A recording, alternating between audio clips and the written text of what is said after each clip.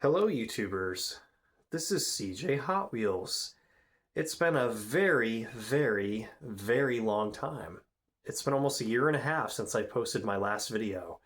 I went through all of 2025 without posting a video, so I figured it's about time. And nothing serious happened. I just never got around to posting a video, that's all. I found plenty of stuff, but that would take like an hour to cover, and plus a lot of it is in storage at this point. But I guess I'll just show what I've been finding within the last couple of weeks. I went on a hunt today, actually, and found a few more cars. But I figured I'd start off with some of the ones I found late last week, which is the newest car culture set, which is Thrill Climbers. I didn't get the whole set because there are two that I'm not crazy about, which is the Lancia and the what's the other one? Hang on, I gotta cheat. So the Porsche 914 Safari and the Lancia Delta S4. I'm not too crazy about those ones, but miraculously they had the other three that everybody wants, which of course, right off the bat, is the Bug-Eye Subaru Impreza WRX. Oh, by the way, this is a different phone that I'm filming on because I've upgraded ever since. So hopefully the video is pretty good. And as I say that, it's out of focus. Come on. There it goes. And the Mitsubishi Lancer Evolution 6.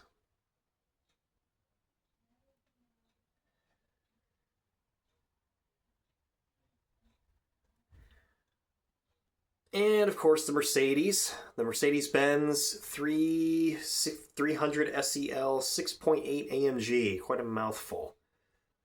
But it looks so good black on black like that. Because I know the last couple have had a lot of liveries on them, but to see one nice and clean, oh yeah, much appreciated. And then I found this today. This is a casting I've been missing for quite some time, the Mercedes-Benz 500 SEL. This is from the Fast and the Furious Tokyo Drift. This is what DK's father was chauffeured in. Part of the Yakuza, which is the Japanese mafia. But of course, they're going to get driven around in the best of the best. Now this set is awesome. I didn't find this in store. I actually bought this from a hobby dealer. But the main reason I got this set was because of this car right here. This gorgeous orange 2002 Pontiac Firebird.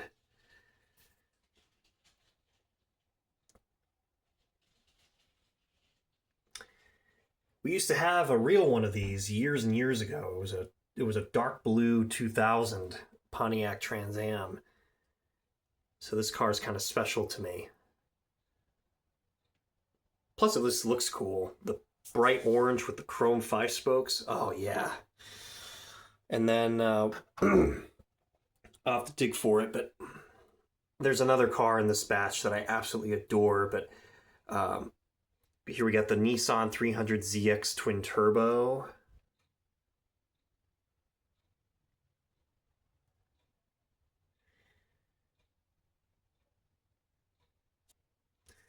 Let's see, what's behind it? Oh yeah, the BMW M3 GTR. I would like this casting a little more if it didn't have the body kit.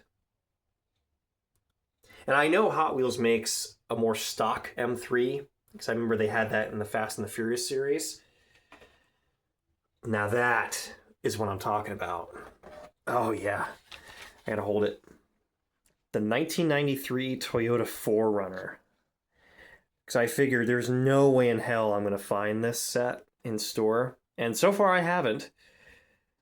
And if I do find it, it's going to be remnants. This is going to be scalped. So I figured I'll play it safe and just buy it from a hobby dealer.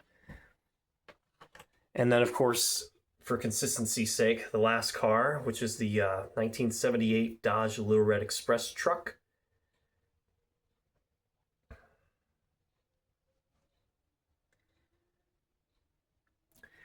Let's see, what else? I found this recently. Newer, well, this is the last of the 2025 Boulevards, which is the Nissan Laurel C33. And the green 1970 Ford Bronco. That's all I got from that set, because all the others I could care less about. And of course, I found the latest Hot Wheels main lines, the C case, which I just found out from another YouTuber that D case is starting to hit Publix. So I'll have to start checking those out too. But for right now, it's C case overload. Walmart, Target, Publix, Dollar Tree, they're all stocked up on C case. But the ones that everyone wants are right up front. The yellow 17 Audi RS6 Avant, which is gorgeous. I remember when this first launched, it was a super treasure hunt. One of those rare occasions where a new casting was also released as a super treasure hunt. And of course, the best, Porsche 911 Turbo Cabriolet. I love this casting. I mean, the burgundy one was gorgeous enough, but this takes it to a whole new level. White with the black stripes, black interior, black wheels with the chrome lips. Oh. And it's got front and rear detailing too. Oh yeah. Spot on casting. And then I found these just today. I got what I liked from this new Silver Series Rally Racers set. And of course, my favorite one is up front, the 87 Audi Quattro. And then behind it, the Honda S800 Racing.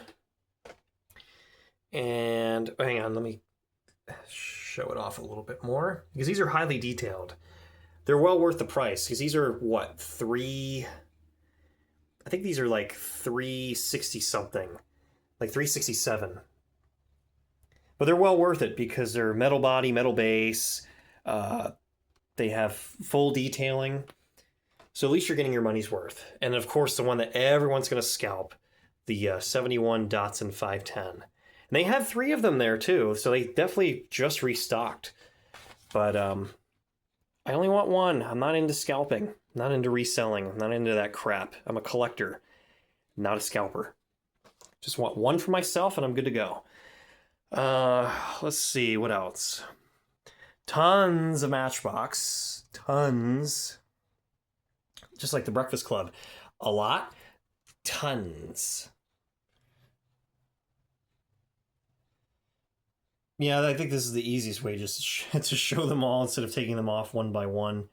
But you get the idea. These have been everywhere. This is old news. And a lot of these I've had for weeks. But this is just a little hint. These 2 up front I found today. I was missing these for quite some time, but this gorgeous white BMW 1M. This is actually an older casting. Because a lot of these other castings have been released within the last few years or their first editions. But this is one of those rare, like, older castings that's making a comeback, because this debuted in 2013 in orange.